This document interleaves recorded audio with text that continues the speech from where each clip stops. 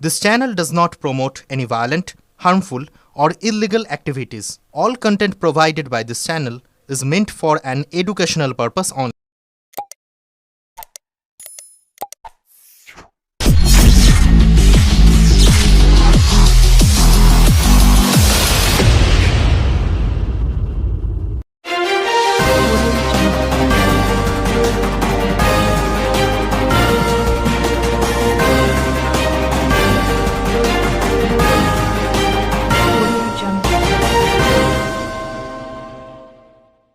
বিধায়কের ব্যাপারে যত কথা বলবো ততই আমার সময় নষ্ট হবে। হুগলির সাংসদ রচনা বলেন, উনি যেটা ভালো মনে করেন সেটাই করেন। ওনাকে ওনার মতো থাকতে দাও, আমাকে আমার মতো থাকতে দাও। বিধায়কের কোনো অনুষ্ঠানে আমি যাই না, আগামী দিনেও যাওয়ার ইচ্ছা নেই, স্পষ্ট জানিয়ে দিলেন সাংসদ রচনা। চুঁচুড়ার শাসক দ্বন্দ্ব মেটার লক্ষণ নেই। অসিত বিরোধীরা এক হয়ে রচনাকে অভিযোগ জানালেন। আজ চুঁচুড়া মাঠে চুঁচুড়া বিধানসভা উৎসবের খুঁটি পুজো করেন বিধায়ক অসিত মজুমদার। সেই জায়গা থেকে কিছুটা দূরে সাংসদ রচনা তৃণমূল শহর সভাপতি শ্যামাপ্রসাদ মুখোপাধ্যায়ের কম্বল বিতরণী অনুষ্ঠানে উপস্থিত ছিলেন।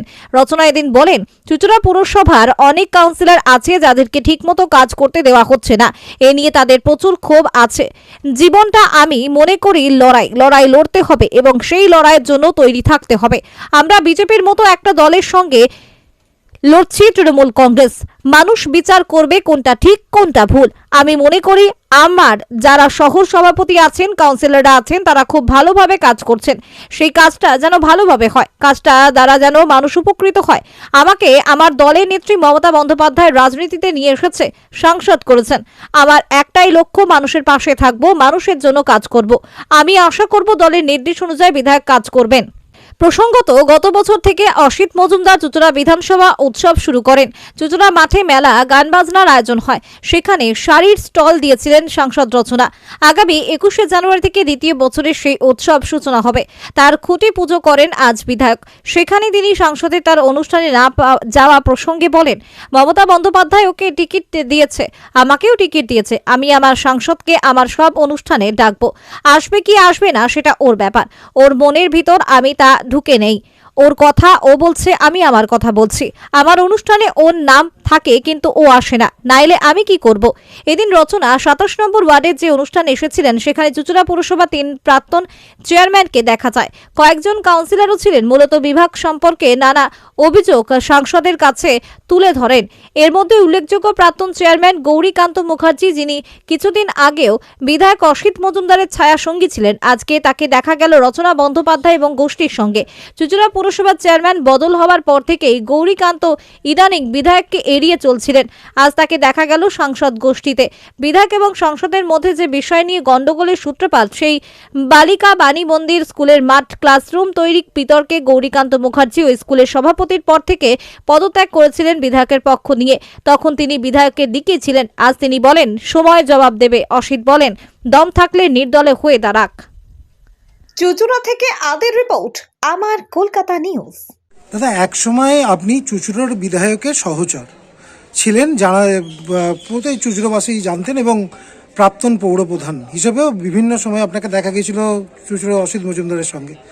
আপনি এই যে বাণীমন্দির স্কুলের যে ঘটনা হয়েছিল সাংসদের সঙ্গে বিধায়ক, সেই সময় আপনাকে ওই কমিটির সভাপতি যে ছিল তার থেকে ইস্তফা দিয়েছিলেন ওই নিন্দজনক ঘটনার প্রতিবাদে বিধায়ককে নিয়ে।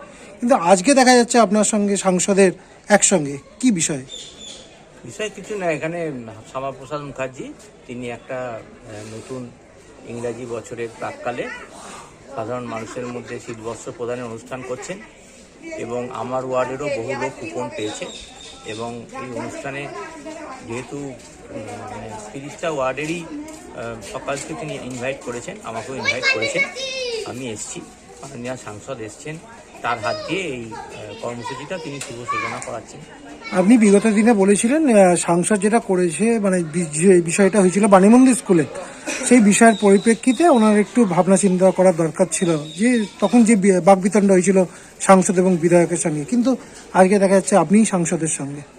না, এরকম ধরনের কোনো কথা আমি বলিনি, বাণীমন্দির স্কুলের প্রশ্নে আমি পদত্যাগ করেছিলাম, কিন্তু এরকম কোনো বিতর্কিত মন্তব্য আমি করিনি। নতুন রাজনৈতিক সমীকরণ চুঁচুড়ায় দেখা যাচ্ছে, সেক্ষেত্রে কি আপনাকেও দেখা যাচ্ছে? দেখুন, দলের যে নির্দেশ, সেই নির্দেশ মেনে আমরা সবাই কাজ করছি। এসআইআর নিয়ে দল একটা চরম নির্দেশ দিয়েছেন এবং সেখানে সাধারণ মানুষের পাশে থাকা, ক্যাম্প করা, মানুষকে সাহায্য করা, এই সব রকম কাজের মধ্যেই আমরা আছি এবং দল যেমন যেমন বলবে, যেমন যেমন দায়িত্ব দেবে, তেমন তেমন আমরা পালন করছি। কিন্তু দেখা যায় যে আজকে চুঁচুড়ো বিধানসভা দ্বিতীয় বর্ষে খুঁটি পুজো বিধায়কের চলছে, সেখানে আপনি উপস্থিত হবেন? সেখানে আপনি যাবেন? বলতে পারছি না, যা কর্মব্যস্ততা কি আছে আমি দেখে বলতে পারবো।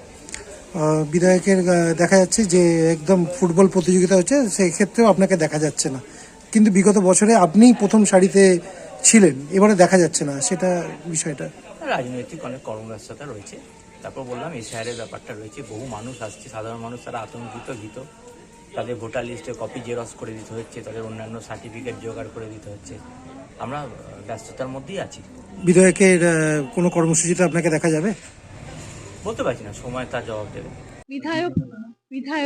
বিধায়কের ব্যাপারে আমি কোনো কথা এই জন্য বলতে চাই না, বিকজ ওনার সম্বন্ধে যত কিছু বলবো ততই আমার সময় নষ্ট হবে। আমি কোনো কথা বলতে চাই না। উনি যেটা ভালো মনে করেন উনি করেন, ওনাকে ওনার মতো থাকতে দিন, আমাকে আমার মতো থাকতে দাও।